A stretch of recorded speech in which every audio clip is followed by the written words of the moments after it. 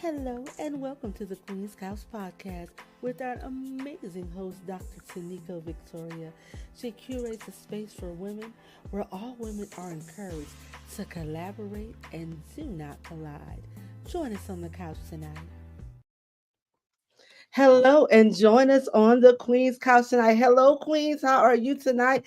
And we are here with another episode. We are on season 2 of the Queen's Couch podcast, and we are kicking off with our Power Couples series. So, this series is very near and dear to my heart. We're going to talk with married couples for the next 3 weeks, getting their advice, getting their expertise.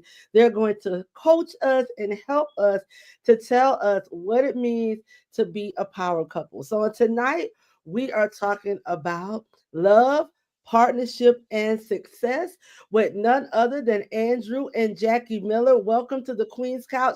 How are you on tonight? We are doing well. Thank you so much for having us on the show tonight. Thank you. Awesome. So we're going to get started. Listen, get your tea, get your pens, get your paper. As my mentor loves to say, take some copious notes on tonight if you are ready to dive into what it means to be a power couple. So I'm going to give you a little bit of definitions. I know we see power couples everywhere. Everybody say they want to be a power couple. We see Jay-Z and Beyonce. Oh, we see so many different people. But tonight we're talking about Christian power couples that work together in faith, in business, in partnership. And so that's what we're talking about tonight. And so our first question, we're going to kick it off. We're just going to flow into it. What does it mean to you to be called a power couple? Wow. You want to take that one? I hear this term all the time, and I don't think of ourselves as a power couple, but so I'm going to give this over to Andrew. Well, I would say I tend to embrace the phrase power couple because I believe in order to be a power couple, you have to be connected to the power source. And when you put God as your power source, it allows you to do things that people that operate from a worldly perspective or just a normal functioning relationship that's not God centered, they won't have the success that we have because we're connected to the source that leads and guides us and kind of navigates us on how to move. Awesome. Can So I, can that I is I'm sorry, can I just add to that? You mentioned about being connected to the source. And when I think of power couples, we are a power couple in life, in marriage, and in business. So sometimes it takes on a different look when you work together in business. We started a construction business about 25 years ago, and we've been working together in that business. But also as a married couple, I think it's important when you are partners in business that you keep the two as separate from your personal life as you can. And they both are the same in that you have to have mutual respect. There has to be clear communication. There has to be a shared vision for not just the marriage, but also the business aspect of it. awesome. I couldn't hear some of you, Dr. Jackie. You are a little bit low, but I can hear Okay. Andy perfectly well. Okay. Is this clear? A little bit better. Okay. Yes, so I want you to repeat a little bit about um your construction business, how you keep those things separate. Can you repeat that a little bit? Well, I said that we are a couple in business, in life, and in marriage. So we started our construction business about 25 years ago. And I think that being in marriage and being in business do share some common attributes.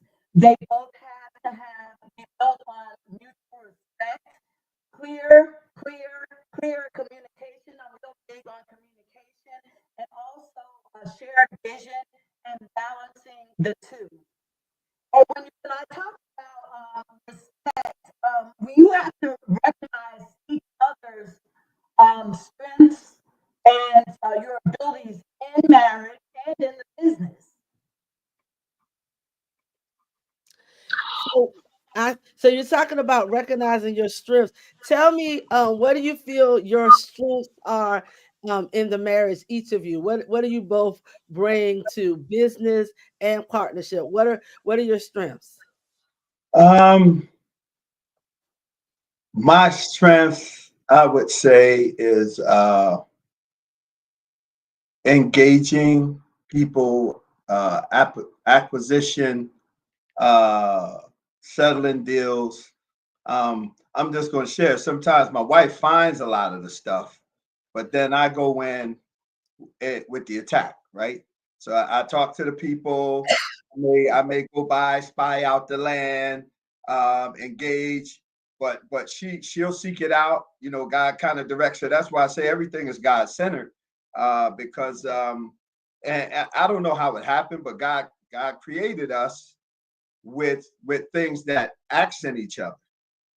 So she has the ability to find, search out, direct, even on the build design side, right? For as the construction piece, a lot of things she has the vision of what she wanted to look like, and then I make it happen. You know what I mean? I put it together, and then we work together on getting the end result. I say work together. It ain't always easy because she be fussing me out because she wanted a certain way. She has that attribute, but then she's also the quality control person, right? So again, we got to understand those roles and we got to respect each other's roles because they bring about results that are lasting, results that make an impact. But you have to be comfortable and not only talking about strengths, we got to identify with weaknesses too, right? Because I got to know my limitations and abilities so I'm not jacking things up and I'm not crossing the line when it comes to the things that she should be doing. So, so I realize what my strengths are. She's the money lady. I might make the money, but she saved the money. Then I got to come back and say, give me 500 of that back, right? But but it's just identifying and really paying attention and knowing what your strengths are, not only within yourself, but within your spouse as well.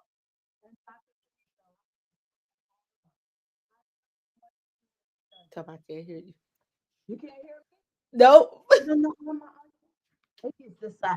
Okay, I want to sum that all up. I can hear you good now.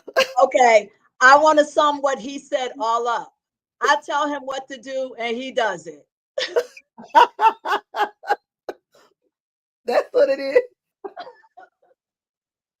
I always tell people I'm Pinky and she's the brains, right?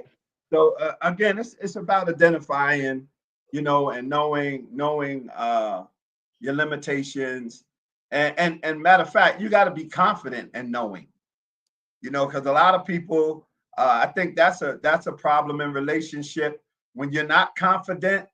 I mean, you're easy to get offended. You're easy to, get out of character about certain things. But if you're confident in knowing what your role is, it kind of eliminates a lot of things that can be avoided. You know. Like, if you're Yes. confident in knowing what your role is, it minimizes the confusion and conflict in a relationship and in a business relationship with your spouse. That is good. I love that. I love that you said, you have to have good communication and you have to know what is important. So I want to come back a little bit. I always love to hear people's love stories. So how did you meet? Well, actually, we met in church many, many years ago. We were very young and we met each other. We were very young kids, but we met each other in 1978. And it was in church. My mother started going to his mom's church, and that's how we met. Wow. So you met this person in 1978. And so how did you know that, hey, this is my partner? This is the one that I want to be with? You opening up a can of worms, let me tell you, because it was not like that at all. I could not stand him when we were kids. We used to fight all the time. Oh my God. She used to fight. Oh, she did all the fighting. Oh, you did. So you did all the fighting. Okay. No, now flip side of that, I remember seeing Jackie for the first time, and I was visiting my cousins. My cousins lived in the same area, and they were outside playing. We were outside playing, and I remember saying to my cousin, I think I was maybe 12 years old, 10, something like that, right? And I remember telling my cousin, "That's my wife right there," at that age. But that was the statement. And sometimes now today, me and my cousin still had a conversation, but it wasn't easy. It didn't go straight to wife stage. It was like, we had some rocky roads, some ups and downs, and we had to grab life and live on life's terms because life was coming at us. But again, going back to the power source, that's what caused us to prevail. That is good. I love hearing people love stories. Like sometimes we hear these whirlwind. I just saw them and I just knew they were the one. And sometimes it's not always like that. Um, so when we think about roles, everyone's talking about relationships. Everyone's giving tons of advice on relationships. Some people who aren't married, some people who may not understand what biblical marriage is about.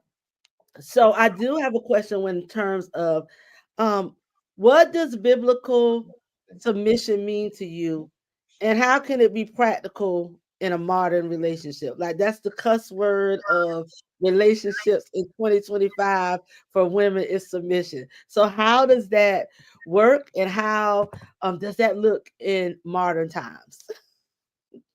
Well, I want to start off with that. A lot of times, Come to the side. a Yep, lot of times people, can you hear me? I can hear you perfect. Yep. Okay. A lot of times people misunderstand the biblical concept of submission. You hear that all the time. When I'm not submitting, but they really misunderstand. And husbands as well misunderstand what biblical submission is. So it's not about the wife bowing down or the husband dictating to the wife what she must do in a relationship. Biblical submission is really about mutuality. It's about mutual respect in relationship. And I think that when people understand that as a husband, you have to respect the wife, and as a wife, yes, you have to respect your husband. Because Christ is the example of that. The husband is to love his wife like Christ loved the church. It's just a selfless love for his wife. And yes, women have to be submitted to the husband, but it's not bowing down to them. It's treating them with respect and care and concern. So I think that's where a lot of us get turned around because us women, we think they had the wrong idea what submission is.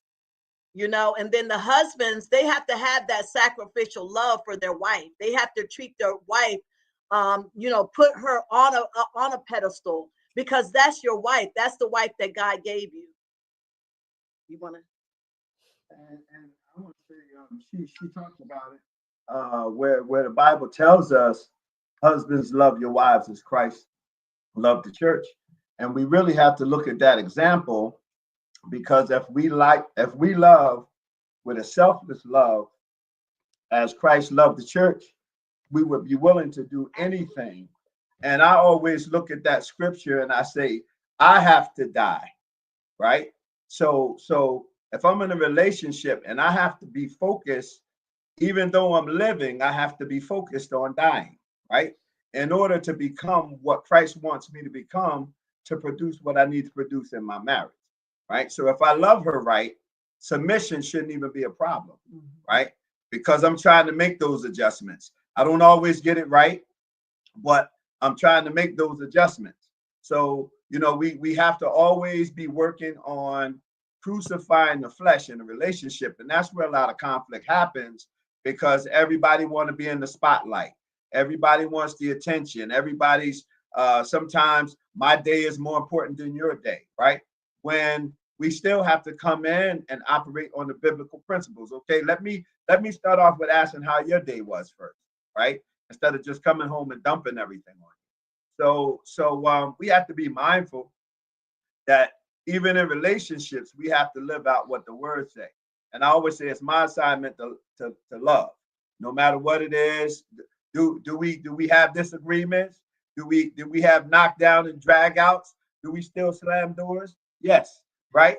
But I still have to make a decision to love, even in those moments, right? So it's keep it real, because a lot of people give a false appearance of what a relationship is.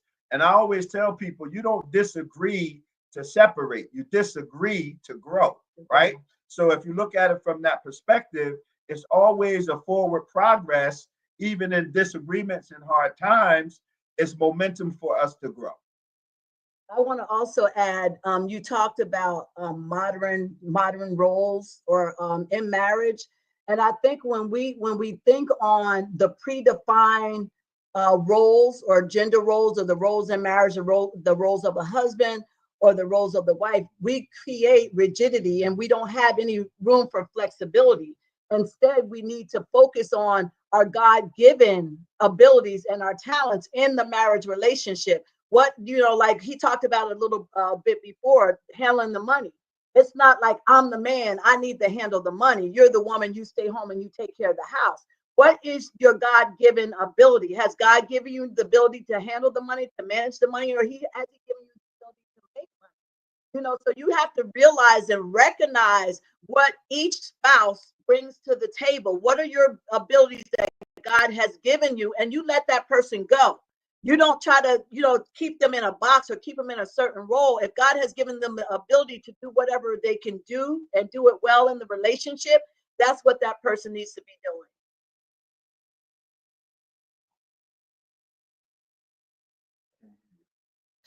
I love that, because sometimes we get so caught up on gender roles. Who needs to do this? Why? Now they need to do this. I need them to do this. I need them to do that. And I think we missed the big point of being mutual partners and Yes. working together about what each of us bring to the table.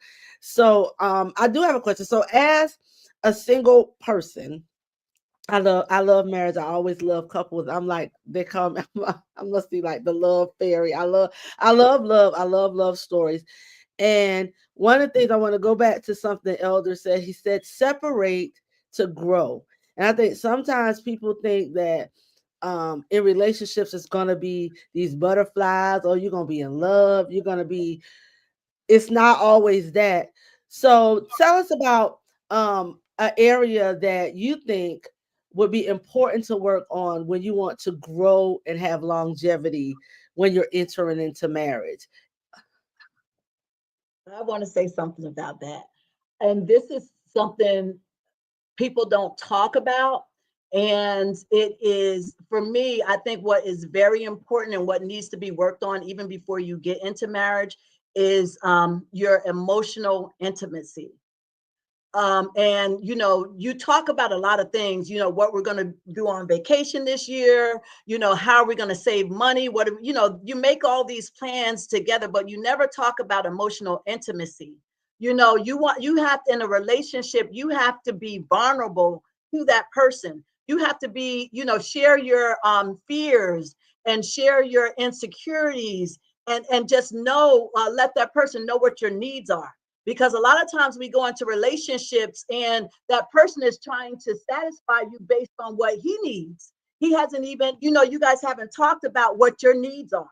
My needs, my need is not money. Well, my need is it may be security. And you think, oh, she wants romance and she wants affection. Yes, those things are nice, but that is not a need of mine. I'm good. I'm good, but I might want you to provide for me. I might want, your protection, and you making me feel safe. And his need of being a man may be affection. So you don't really know unless you talk about that, unless you become emotionally intimate with each other and explore those things. Because down the road, it would make your marriage, and it makes the bond so much greater. It makes the sex so much greater when you have that emotional intimacy. You get intimate, you have sex and things like that in the bedroom, but you got to talk about those things and you feel safe and comfortable, and it makes everything in the relationship better.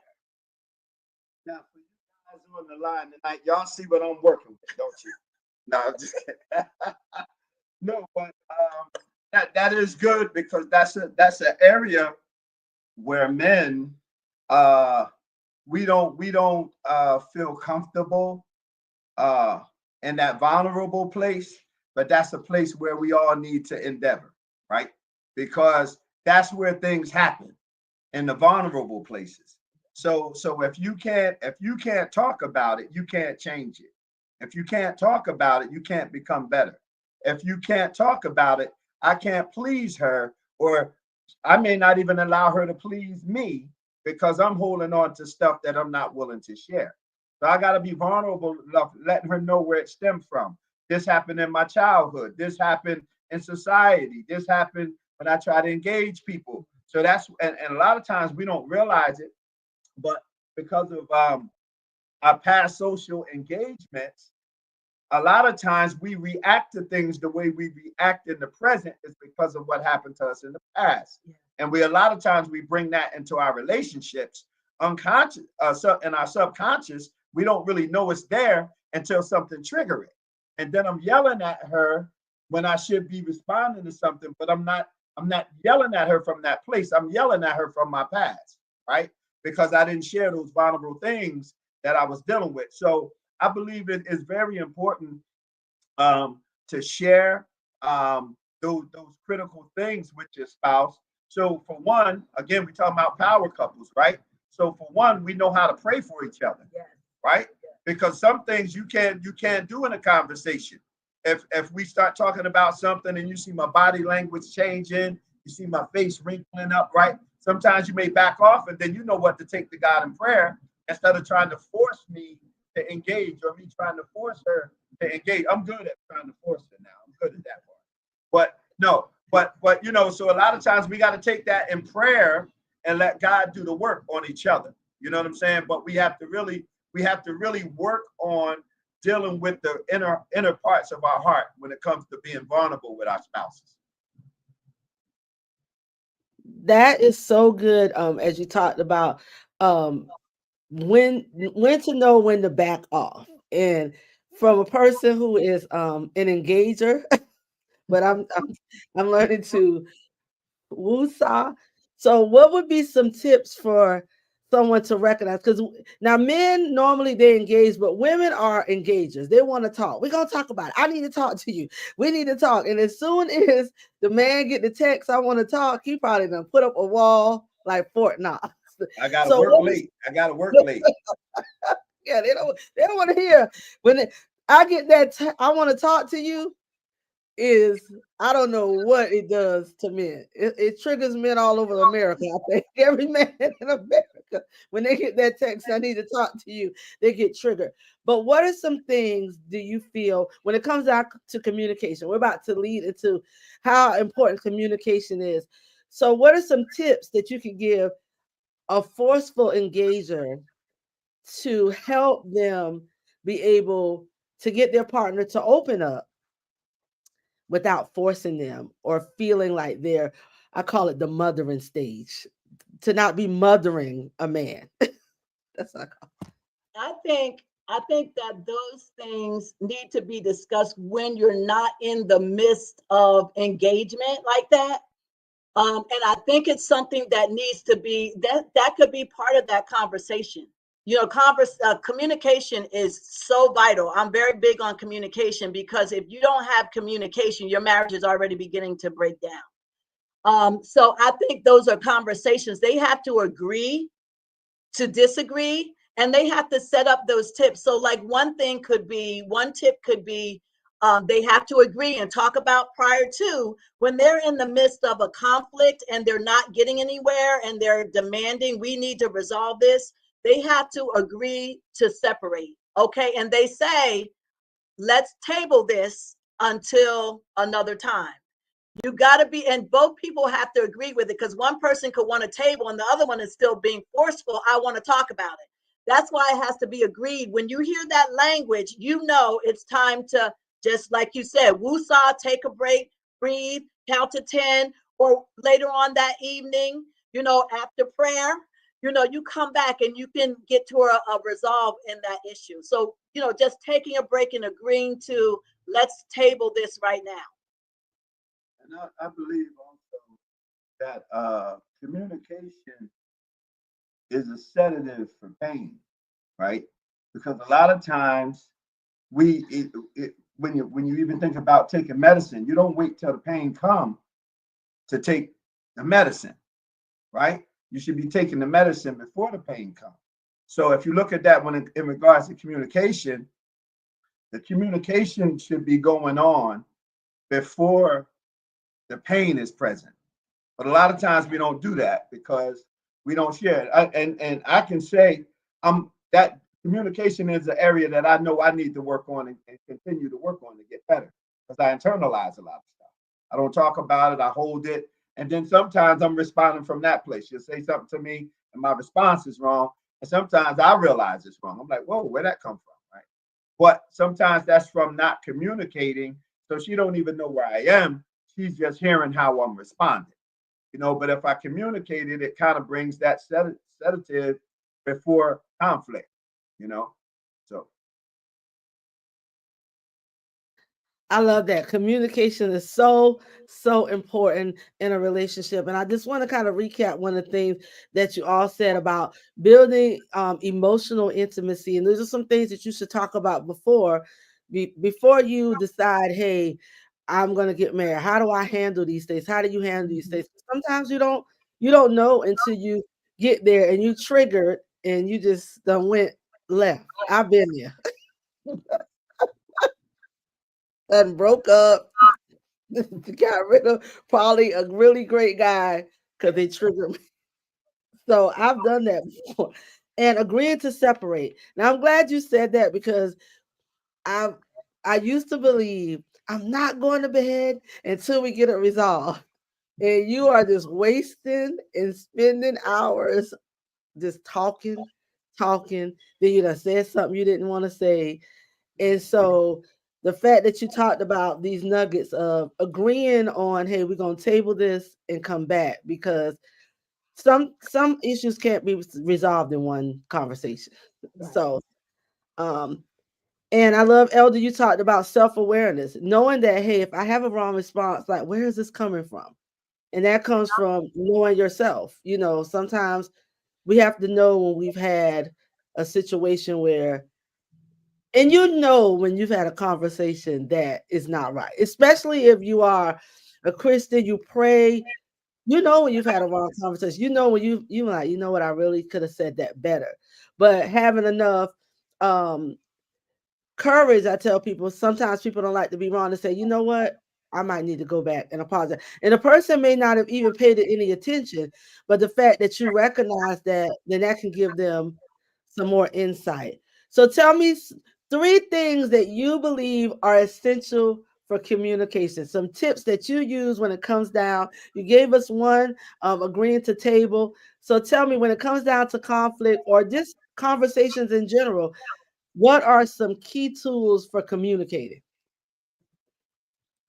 I would say prayer is number one. Praying together. Yeah. Prayer is number one.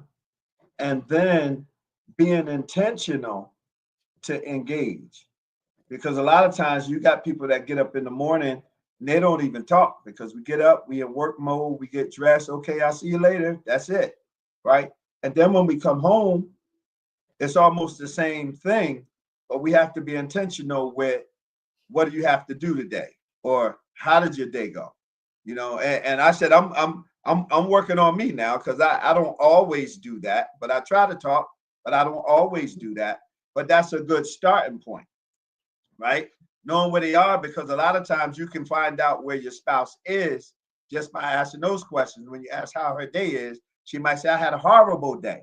This and that happened. So I know now to be careful with how I move forward in the conversation because she had a bad day, right? And so I think being intentional with conversating and communicating is very important. I want to add, I like to use and practice I messages because so many times when we are communicating, if there's a conflict or something with our spouse, when you lead with, well, you didn't, or you shoulda, that already sets the ground for more tension, You more, always more conflict, so I like to use, you have to really think and be intentional when you're communicating, especially in conflict, because you don't want to be sounding like blaming. So I like to use I messages, and then if something has happened in a relationship, I felt this way, not you did this or you did that to me, but I felt this way, and it kind of comes over better, and it makes the environment more conducive to communicate. I also think that is good to listen actively when you're talking to your spouse. Pay attention, give them your attention when they have a concern, because and this is something that when we were younger married we used to do, because you may have interpreted something one way, but I had a different viewpoint. So when I'm bringing my viewpoint to you, make sure you're hearing me out and you're listening and not always seeing things through your eyes, but taking on the other's point of view. I always say, and this was quoted by Stephen Covey, The 7 Habits of Successful People: seek first to understand and then to be understood. So when you go into a relationship, just try to understand where communication, try to understand where the other person is coming from, not to just, get your point across.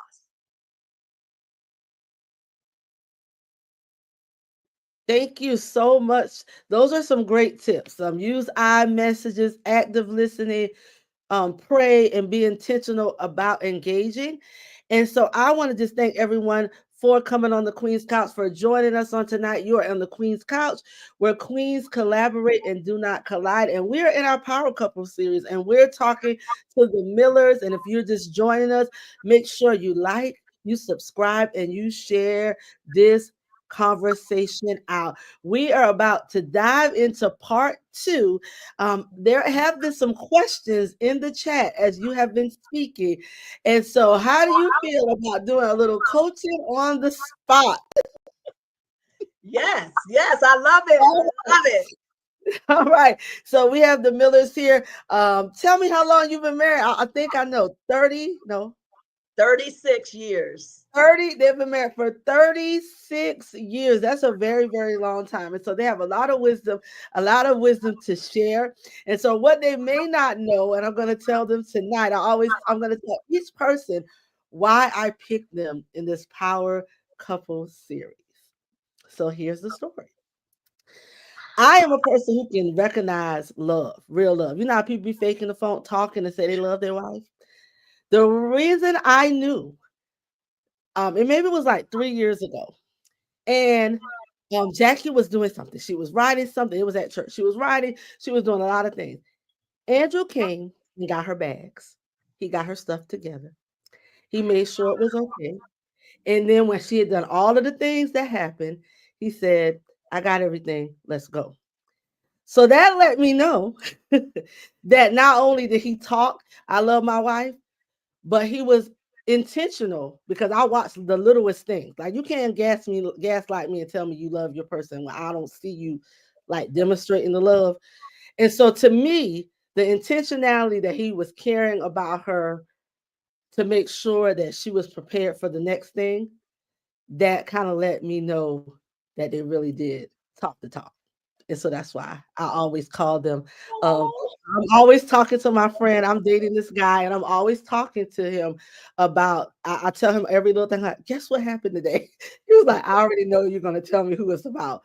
But that has helped me to know what intentionality looks like, and that I can have those things because I've seen it.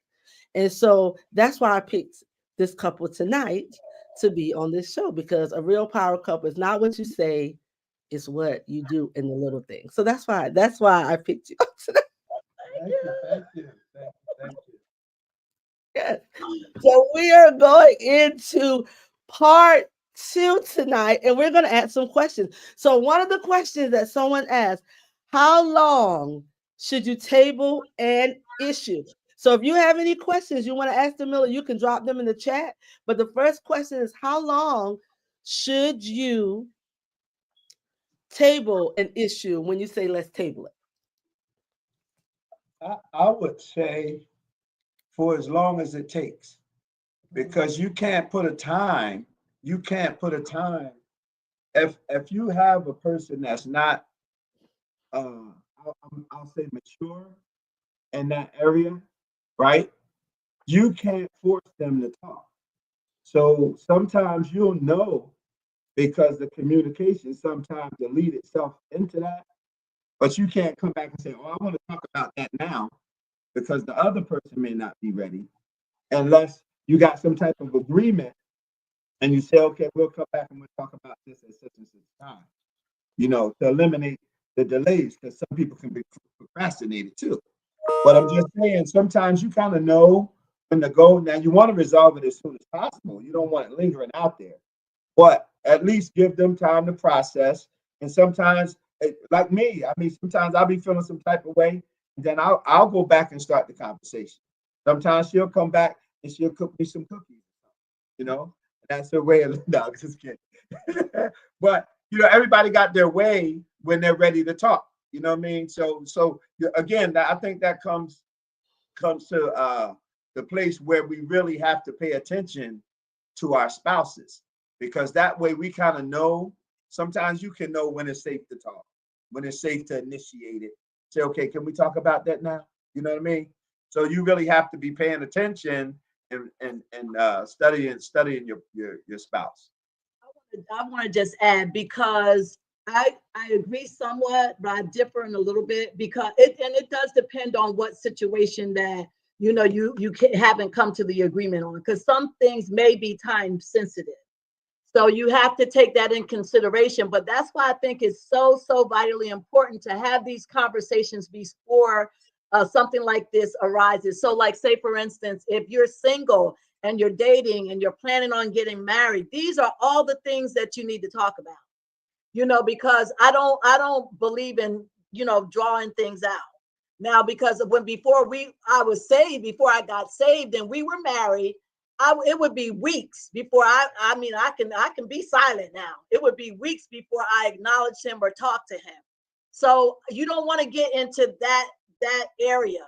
You want to get things resolved as soon as possible. And I have to say, for each, the husband and wife, in that time of tabling, you need to be praying and seeking God for an answer, because God's going to give you the answer that you need, that you can come back together and you can settle that disagreement. Thank you. That was great. Now I have another question. It says, they want to know, how does prayer and discernment help you when you're making a decision? How can you use prayer or discernment when you're making a decision when it comes to business? Okay, so when it comes to business, well, I mean, anything in life, when you bring prayer into the equation, it brings the presence of God on the situation, into the situation right then and there. Like in the Bible says that Daniel's prayer was heard the first day that he prayed. So that has to be number one. We have to go into prayer because it immediately brings God into the situation. And we have to know that it's God. And when God speaks to us, we have to have that discernment to know that this is God leading you and guiding you and telling you the steps that you need to take in that situation. I believe she said two key words. She said God leading and guiding. And it's important for us. Again, I'm resorting back to the power couple connected to the power source, right? Mm-hmm. So it's important to know that as believers, we're spirit led, but we still have to pray for guidance. Yes. Right? Because guidance, you can't guide something that's not moving. So if we're spirit led and we pray, God will lead us in a direction. And then as we go, he will guide us. But that comes through praying. And we have to trust that we have that kind of relationship with God, that he'll lead us and guide us when it comes to our decisions, whether it's business or family or what have you. And then again, and still it's prayer, but still communicating with your spouse. God spoke this to me. This is what he told me to do. So that prayer component is critical. Very good. These are some great questions, and thank you for answering them. I have one more question, and it says, how do you navigate um, being a power couple if your spouse is not saved? Mm. Well, that was me for a long, long time, many years. I received Christ before my husband. Although we were raised in the church, but you kind of got away. And I came back to Christ, and he did not. He was still not saved, even though he knew Christ. And it took a lot of prayer. And we talked about prayer before, but it took a lot of prayer. And in those situations, as a wife, sometimes you like, God, get him. He needs to do this. He needs to do that. And you're so focused on God straightening him out. But really, that is a time for God to get you in the place that he wants you to be. And that's what he did for me. So when I took my eyes off of what he was doing and focused on my relationship with God and becoming who he ordained me to be, that's when God put everything right. He set everything straight. Now, it was a process of getting to that point, but I had to be locked up, tangled up, and tied up in Christ. And during that time when he was not saved, that's what I did. I just put everything into serving him and being the best that I could. And in that time, he brought me closer to him, and that's who I am today, because I spent all of that time. I know, and this you can. I mean, I always say when I tell this story that I was married, but I was single because he was not there. He was not there with the kids. He was not there helping me support the home. So I said that I was single. So this goes to single people as well. When you're single, even before you get a spouse, you just dedicate, you pour everything into God, getting closer to God, being that branch that's connected to the vine, because that's the time that he's beginning to make you and mold you. And even though I was married, he was preparing me for that day when my spouse would come and would get saved.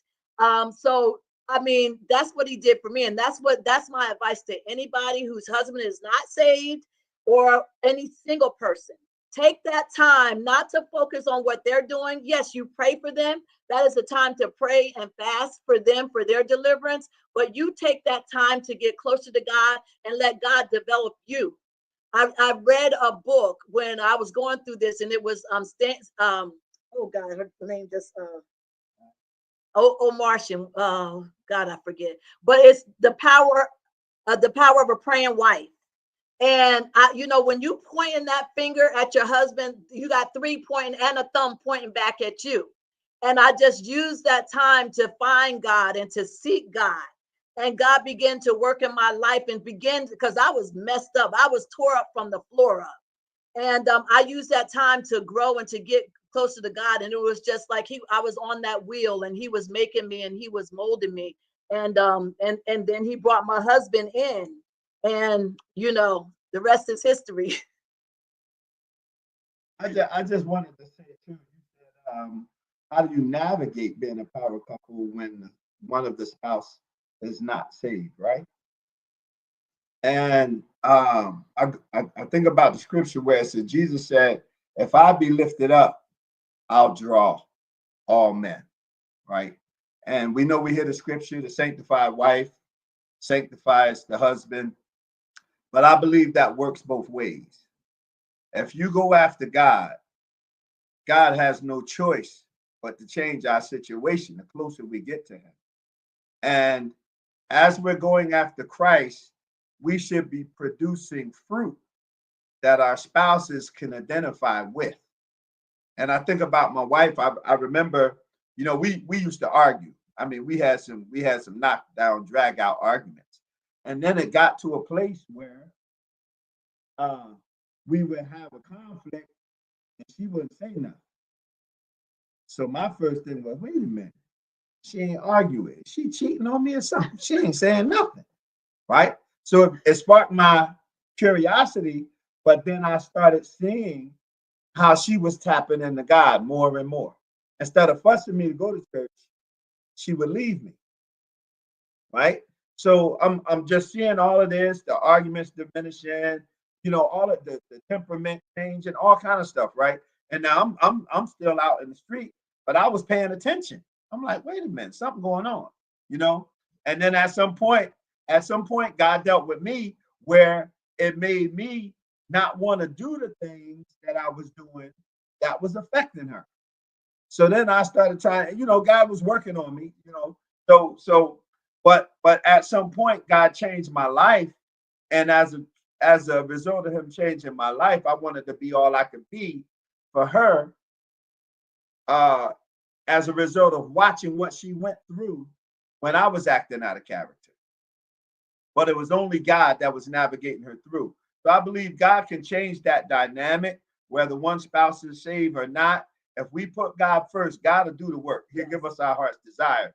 And our heart's desire is to serve God better as two, because we can produce much more together than we can separated.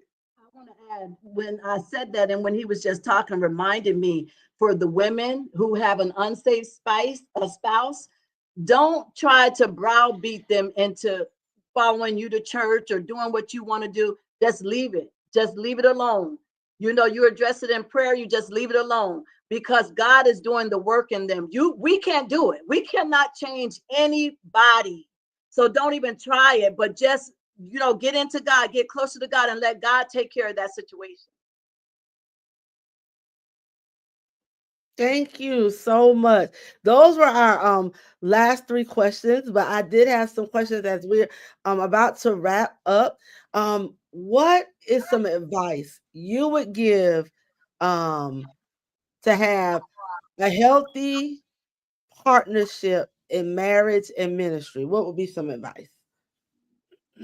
Uh, Um, I would say again, um, for one, to have a healthy partnership, you got to pray together because that's going to establish unity, and also praying together brings you into the same mindset.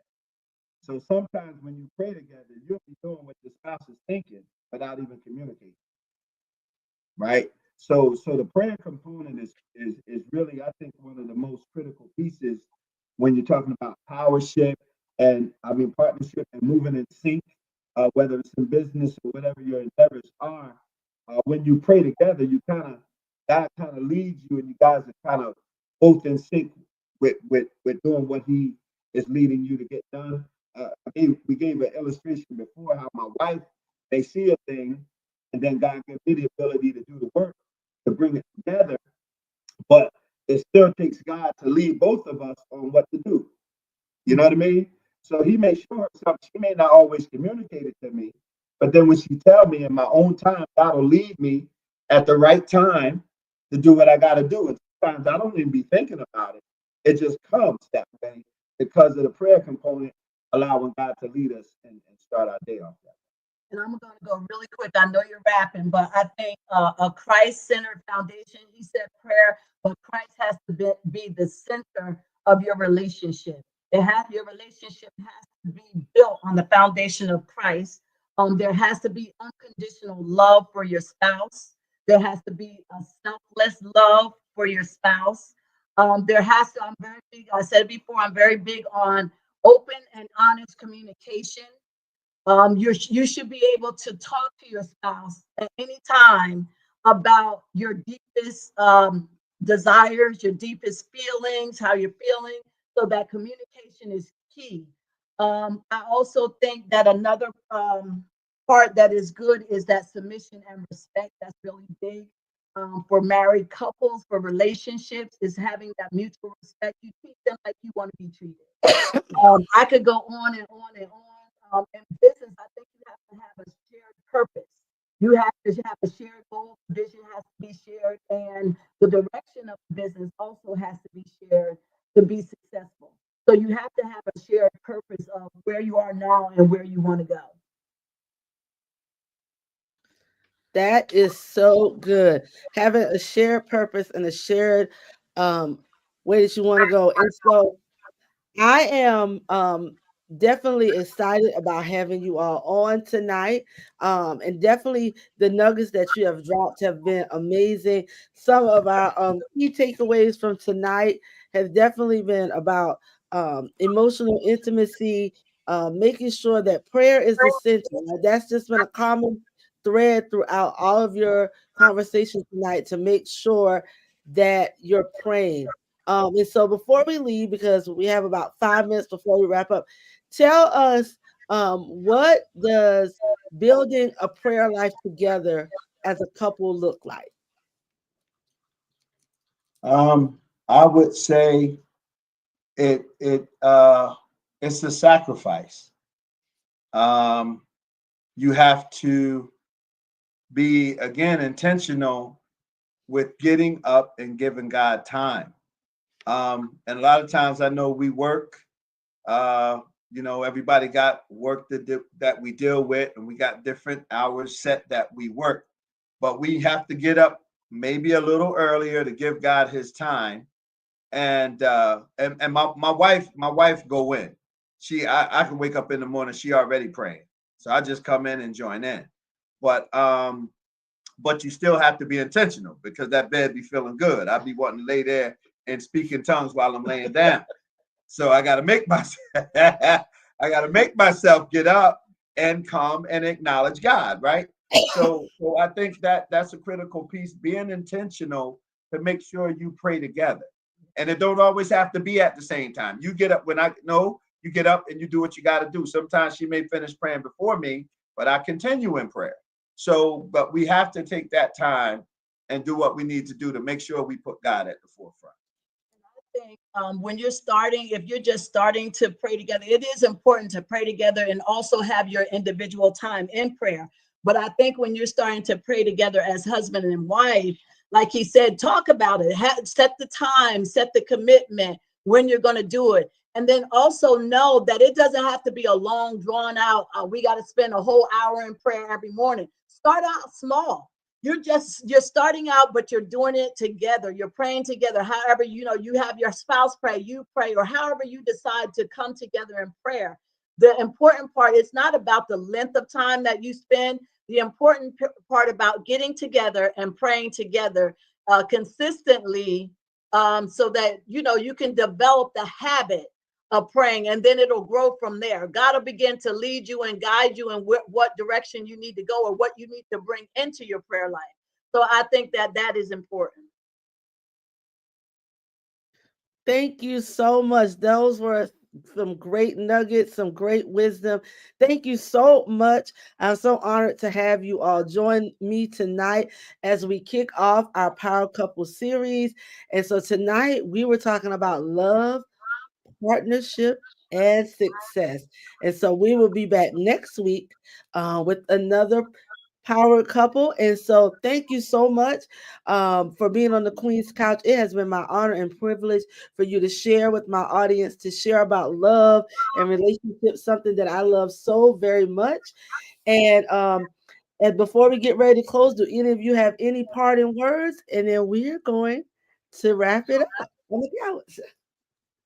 Thank you so much. We have immensely enjoyed sitting on the Queen's couch tonight and just sharing with your audience. And thank you so much, Dr. Tyniko, for having us. And I want to say thank you also, and such a privilege and an honor that you would have us to share. I want to say everybody, with tomorrow coming up, everyone have a happy Valentine's Day and do something super special for your spouse. Yes. Thank you so much. Yes, tomorrow is Valentine's Day. So listen, do something super special for your spouse. And if you don't have a spouse, do something super special for yourself. Oh, So, yeah. listen, you have been on the Queen's Couch, and this is the place where queens collaborate and do not collide. Join us next week as we are on part 2 of our Power Couple series. Thank you so much for joining us tonight. Don't forget to like, subscribe, and share. It was great tonight. So thank you so much, Millers. I look forward to You. next. Join me again. See you later. Bye bye.